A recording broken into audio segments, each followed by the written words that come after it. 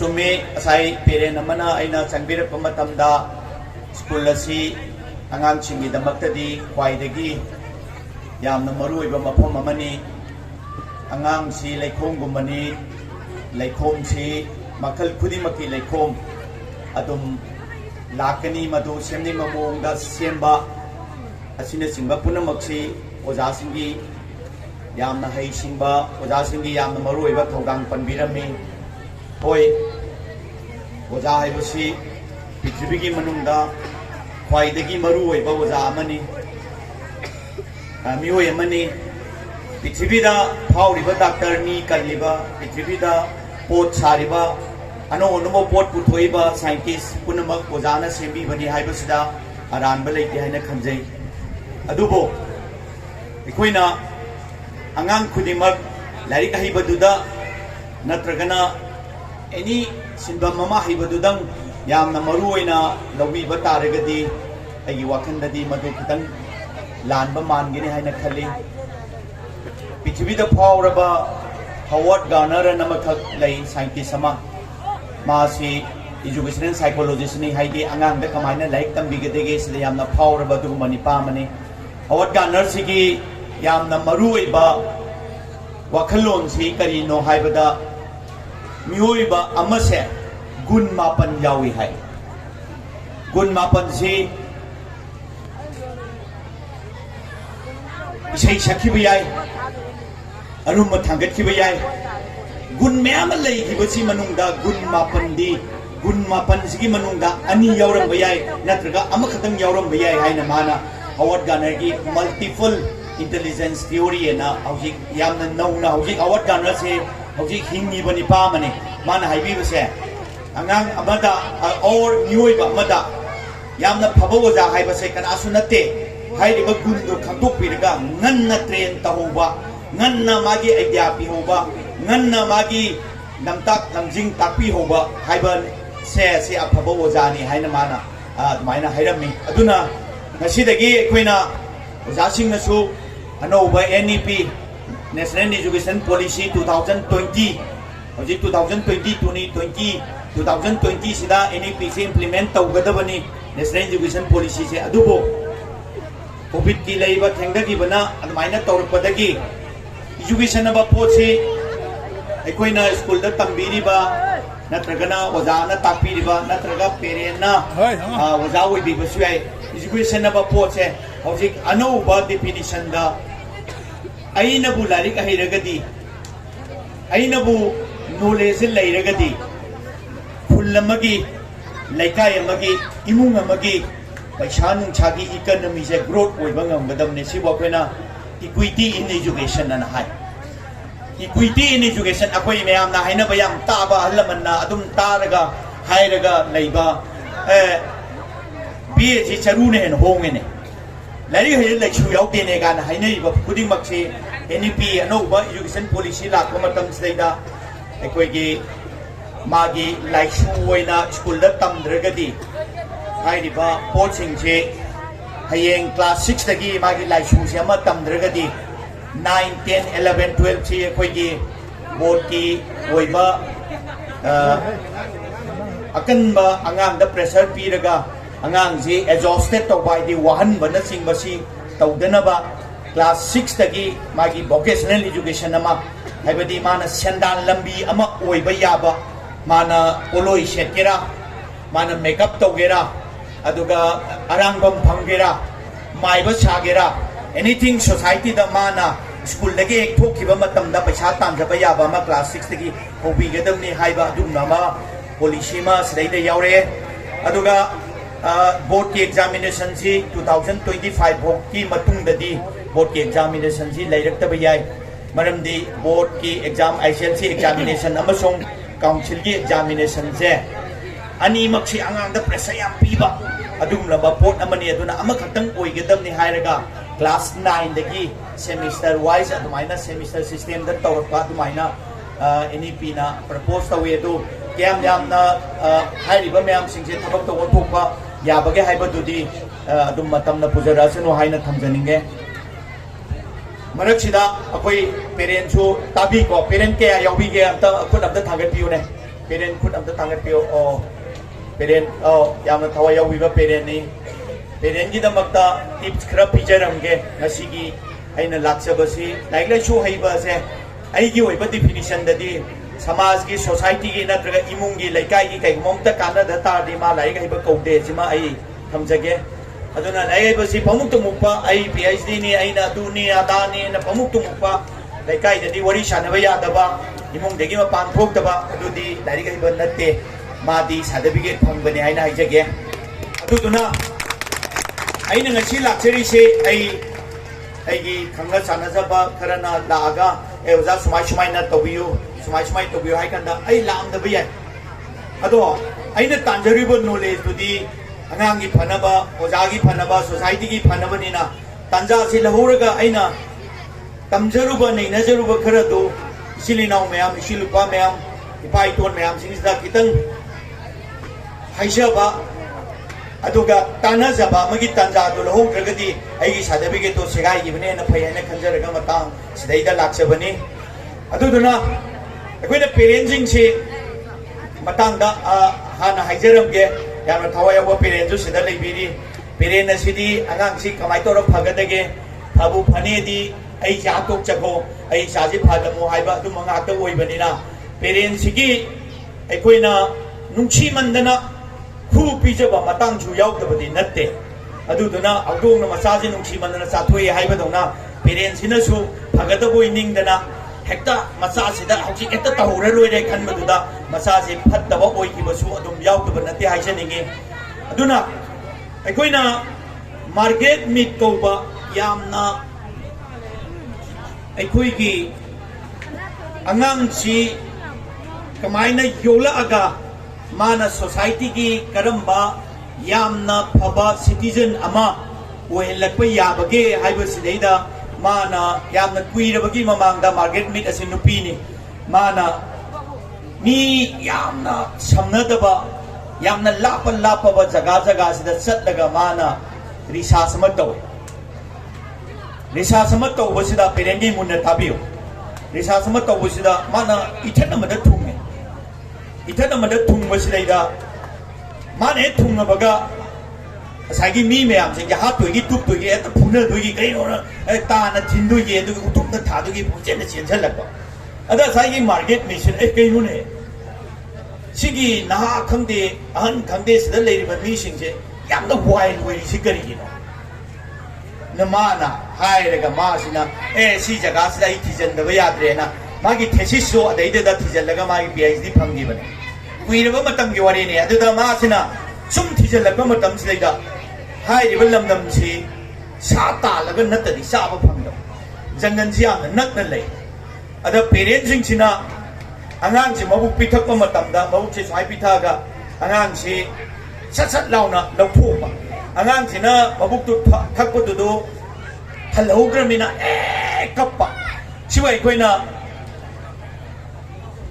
mamana mabuk si phajana pithak pa ngamdaba angang sing siwa khoida tantam tawba kawi tantam madi masing mason nai ba aduna koina matik ta kitang thaidok charaga ngasi bokta criminal loiriba angang sing se bottle feeding tawraga yothiba angang na ayambani mamagi khomlang na yokhidawna ayambani haibasi magi matamdagi hauji bokta adum kanamta na kakpa ngamnadri adudagi mana sagi wari du damu pusalaga kaino ne sidi kamai tau jano na wari si tau kana sagi mama sing sino mabuk pithang maje swaina pithang maje ta do angang sing se tum na tantum jit en ba adai da mana research tawraga mama sing sida hangba matam sida mama sing sida mana kari gino nang chumai tawri de nang chumai tawri si kai gino na hangkada mama sing sida no ga hai ko ne akoi gidi chum allo chala sonjala ani ai gi sa sing ina saw draga di sa tan ba ngamoroi koi mana sa phangakram ni na akoi sa ba phangaroi akoi chara helaga sigane adu gi sawal le ne aduna aina ngasi asaw mi ma woi ri se ai gi feeding aina picture ba di mawung ma tawsida yamna mari leinaramne haibasi hauji market mission puthoga ngasi boksu mane iriba lairik se ngasi boksu kanamta na kakpa ngamdangi market meet na hauji net ta thibiro adum phangnarani aduna aikoina mama mapa oina aikoina feeding tawba aibadi picture pithak tawba se ꯑꯩꯈꯣꯏꯅ ꯑꯉꯥꯡ ꯑꯃ ꯑꯣꯏꯔꯛꯅꯕꯒꯤ ꯃꯔꯝꯗ ꯀꯌꯥꯝꯅ ꯃꯔꯨ ꯑꯣꯏꯕꯒꯦ ꯍꯥꯏꯕꯁꯦ ꯑꯩ ꯃꯇꯦꯛ ꯑꯃꯇꯪ ꯑꯩ ꯄꯨꯝꯅꯃꯛꯀꯤ ꯑꯌꯥꯕ ꯂꯧꯖꯔꯒ ꯑꯩ ꯁꯝꯗꯖꯒꯦ ꯑꯩꯈꯣꯏꯅ ꯑꯉꯥꯡ ꯑꯃ ꯁ꯭ꯀꯨꯜ ꯆꯠꯂꯣꯅꯦ ꯏꯕꯨꯡꯉꯣ ꯅꯪꯕꯣ ꯁꯦ ꯑꯆꯥꯄꯣꯠꯁꯦ ꯑꯗꯩ ꯁ꯭ꯀꯨꯜ ꯆꯠꯂꯣꯅꯦ ꯅꯪ ꯈꯣꯡꯎꯞ ꯑꯍꯟꯕ ꯂꯩꯔꯛꯑꯗꯥꯏ ꯅꯪ ꯁ꯭ꯀꯨꯜ ꯆꯠꯂꯣꯅꯦ ꯅꯪꯁꯦ ꯁꯥꯏꯀꯜ ꯑꯍꯟꯕ ꯑꯃ ꯂꯩꯔꯗꯥꯏ ꯑꯅ ꯁꯨꯃꯥꯏꯅ ꯑꯩꯈꯣꯏꯅ ꯇꯧꯅꯩ 시보 이코이나 리와드 피버 거위 마나 피르가 코이나 동ning 마몽데 떠고 시보 이코이나 마나 피르가 동ning 마몽데 떠고 시보 강네 어느 마나세 마칼 아훔다 피르가 디까리 떠럭 야게세 아이 시기 탄자시 럭저가 페렌싱다 아이 셰어 떡저럼게 문나 따비요 자자 노이 랑노 자자 랑노 아무다 에고이 페렌지나 안강시 라이프 야드레바 아좀 얌나 탱나바 모옹다 에 우리인디 옌 통비게 나트라가나 우리인디 오케데기 바자리 살로 오케데기 옌 통부도 에이 레이르가 부르게나 시 라이파토 하이버슈고 에코이나 푸드나 리와트 오버거웨 그리나 진작나 리와트 오버 진작나 마나 피르가 안강시 라이릭 파한바 나트라가 낭 와람 시토 우리인디 에이 옌 마tum도 레렉토이나 하이버시 아이나 아빠마 타박도 리와트 피르가 오버거웨 수마이나 리와트 피부세 tung cái điều này cái hai cảnh đó psychology đó sibu sumda mai sumri wat pira cái lạc ta đi sibu fixation câu ấy fixation sina ai coi gì ngasi fixation là gì cái gì nó hai cảnh đó ai nên ngasi Latin sang bahasa ayuk tu sang bamisen nung tin sang bahasa rồi ai khung ham ninge na hai ko se nang khang jaloi mai cái số đó ai ngamdre ai cái mà mai đó bo khung ham jel hai ne ba sungam ngam moi 시보 그는 픽체션 내버시죠. 주마이나 더욱더 소야다바. 아데야만 나모 시다 틸리버 매암싱시다 아이 굴라야 마빠이게 난 핸라이팅도 원포가 페이지 망아 이워자우지 까남 감모요. 시쇼 픽체션 거웨. 아이 핸라이팅세 네버 원포가 야로. 주마이나 픽체션 아이코이기 보디다 lep크라바 하이나그르보시고 픽체션 거웨. 아두나 아사이 앙앙아마 이나 동링 마몽데 동르비다 맞다 진자다 픽체션 또비다 디마제 사드디 아고에다 레가이다 나am khakle ibuo nangbo singji matiem da khai duomni singji imaji singlei tre mi thongna maka aja ngang done kari hairake da adudi belendri ron bigera kai haino haikan da purification to gi ano purification to bu sa any ekoina mama pa na se megi je horo na traga si charo adu tawro na sumaina to bi ba sa hayeng kari oirake de gi haibada yare ngai saba yare ngai saba mi aduna ne koi society de nisha saba tinga to ois aduna koina child rearing da masigi fixation to dringai manungda aikoina kamai to gadage kamaina adu chumna ngasi ya macha ji kasu gaide ai auren matungda adum samda sarake si aikoina food na reward to ba food fixation pi ba ngang che aduna si boy koina food fixation to koi mathang na mo angang je nang school chalu ya re ba ai pension picket han bam leiram ne namana chalo adu puro adu ai puri han bam leiram ni ne khungo han bam leiram ni ne ka ko phasan thar mi chalo ne suman sibo khina give na khudun po na riwat to ba kawi khudun po na mana pi ba kawi khudun po na mana pi ba sa masi sum kainom to hai kan da adu dina ai kainom lei bi gera adu dina ai adu lei bi gera suman na to rak pasida adu di ngasi koina society de uriba 19 yaura kan da nang tuition to hai ta di gari masam lei bi gera lâu yo lấy cái đó để chạy cái anh bấm lấy cái đó nó thì sao rồi ơi không biết là tôi nó ta nấu cả này nữa đấy chứ năng là keep to na fixation to cái bagi mà chỉ thao được cái đó này à tôi ta đi chính xác bây giờ bữa suy yاد rồi port lấy cái đó bây giờ rồi nó đã cả lấy cái gì lấy cái đó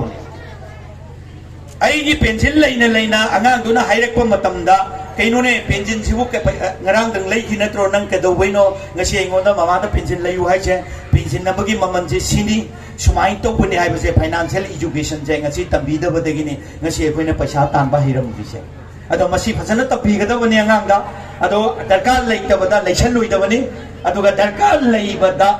lai ga da bane ado bo ai koina put na natraga gitna fixation to bo kauti again 진작 나 주야 그래 하래 마나 피르가 또 주야 그래 개놈 레비 주야 그래 데디 개도니 하이가 비석 빙이다 세히 트라이 토 요드링이다 안강 나마기 마kok다 픽시션 요드링이다 타모이기 오이바 에 붕어 낭시 라이치 파토 호리 마마 포비게 안강 오이니다 ai pobi ge aduga baba ga nang maku samnaraga lampakta football sanaba yengan ge thamoi gi oiba adudi nang hayeng aina swaina thangkat naga nang admaina ima gi sana nang ji phajagre dakko nang mu maram mo kusi leite thamoi gi oiba mana ma pibadi paisa ju tingoi angang du ju hayeng mama ai sima ai tawjage ko na mama de ga ya bu su logani mama na ya mami te gi mapi tar ko matam da mama ai tawjaro ai su tawjaro mama na hairakani mama ai tawjaro na hairakani aduna aina mama yam laba damdam sigi paura bigi parents sing da ngasi ai lakchabagi aina tanja si lojaraga pijaba matam da leibi ba matam da khanda bidaraga angang dugi hawnam ne angang dugi noinam ne angang dugi nungainam de na khanbiragasu huoiba potudi ngalingida khangbi hobuna tunggi punsida angang ngaido yamna phaba ting ting lawba ado aina haisi tobiraba ai si se lebak ta jage angang to he phatraba ai si iroi ai yumda lakbiyo ai adumaina ai thamjaramge simani aina haijening ba mana perengi tipsi thamjaraba matungda angang sing isa isu prize phangiba kanna hona jagiba amasung kanna hona rakadoriba isa sing sida ai maman yamlaba word ahum khatang ai hairamge punsida mai pakpa haibase isa ja munna taro noigi niko gyan taro ko munna taro ko mai pakpa haibase kaita natte nang gari chobum leibadu mai pakpa natte nang yum bhajabam sabadu mai pakpa natte ingol chobum leibadu mai pakpa natte mai pakpa di isa ithandana lawba decision jina migi amang batawdana aina ithanda lawba decision je miyamna yaba mawongda miyamna phare haiba mawongda adumaina nungaini hingbusu mai pakpa kawi mai pakpa se not only that ai sana chobum sire ai MBBS hoire doctor su pataba miyam leini engineer su pataba miyam leini scientist su pataba miyam leini mai pakpa dudi kemtanate ai oiba decision na laura kanda samaj na su yaba society na su yaba ima na su yaba ipa na su yaba punama na su yaba monga yamna nungai na hingba duba pena mai pakpa ko mai pakpa si khangi ko sa ko mai pakpa si oina bagi damakta punsi na mai pakpa si oina bagi damakta english ta haige aim haiba ma leigani ambition haiba ma leigani angang ai di khangani ko aim haiba ma leigani ambition haiba ma leigani goal haiba ma leigani oh jema yamana boy ninga sa mana boy ningra ningi ko okay babung explain to rake mun top ambition haibadi aina pamjaba aduga adu hoina ba sutok tok da pandi pamjaba as for example I want to hire say ai changa mo da army officer wo be pande I want to be an army officer adu ai je wo ja wo ide ai na di pamjagi ba my passion was to be an army officer. Ado kudamena anybody in hector to be I say I'm the power scientist some winning ever. I give to one from me. It's okay. She was winning ambition go well. Then no honor root of Pamba di Pamba. She was winning ambition go whenever. Yandani go. And then ambition the way and honor root of the ambition that don't never never. She was ambition go. Em haiba saina haiba em masina no haikanda. Nang angang way na marbon sanaba adugi akoigi kerom sanaba gumda ina taka kapaga span gi tawye sang gi tawye gana 3 copy gana koi sanare noi ausikan angang ai di khangre ara swai to gana span gi tawye gana anu nana kai ko mama hun mama tam da su hainu ka eng khalasi natraga haining ka eng khalasi to kai nom tha gana skitang ngai pan gi to bune hai bse aim haibase kaino haikanda nangna kaigum khara ninjaba kudamana ai doctor oiba pame ni ko doctor si oiba su yai aduga ai doctor di oihoktre nurse oihoktre se ai laboratory technician di oire as adu amatta oihoktre medical department grade 4 di oire si aim ko aim du thabi ai chapchana thabi ai adu manata panme ai adubo nangna ningi ba saga tugi banakta di nangna di thaba suwa ko ni aim to ko yanda ni ko ambition khangre aim khangre hojik ti goal ni last word เซ goal เนี่ย goal ให้ที่ไกลให้เนาะน้องๆช่วยกันน้อมดาปานตาเลยนะปานที่ว่าตัว goal เขาเตะด้วยแต่ goal ให้ที่ไกลเนาะ I want to be a doctor ไว้ได้ I want to be an engineer ไว้ได้ตัวนั้นนั่นนี่ใช่ ambition ละ aim ละ goal ละyou decide yourself if you set the goal นั่นก็เช็ดตัวกี่ว่า goal จ่อพังเดี๋ยวตัว goal ตัวว่าเขาเตะอันนั้นไม่ปากแค่ให้ตาดีไอ้นั่นนิ่งเชื่อกี่ใบใช่ตัวไอ้นั่นนิ่งเชื่อกี่ใบไอ้นั่นตกใจที่ภาษณาไม่ปากน้ำดีกี่มาครับพูดในหิงภาษาว่าแค่นั้น goal ตัวว่าเขาเองอันนั้นให้ดีว่าทิปอันนี้สิพิเศษระก็ไอ้น่ะหลักจะเมื่อกี้มาให้ไอ้บางเชมาพูดนะไอ้น่ะให้เจริญพูดนี่มักเชพุนชีชุบก็วิจารณ์พอเราไปกี่ยามนะเพราะว่าศาสตร์พุทธะอามาดีพอเราไปยามนะเพราะว่ามีจริงๆเราว่ามีแมวพุทธะวิรัสโนไฮเบอร์ซิกันด้วยนะไอ้มาตั้งเสร็จเลยฉันจะได้ thank you very much